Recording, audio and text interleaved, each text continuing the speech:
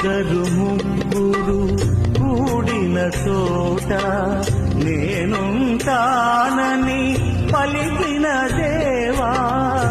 ఇద్దరు ముగ్గురు కూడిన చోట నేనుంటానని పలికిన దేవా.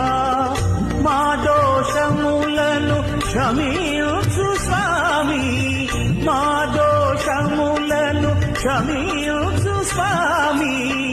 నీ కృపలో మము నడిపించు దేవా, నీ కృపలో మము నడిపించు దేవా. స్వాగతమో దేవా, సుమ స్వాగతం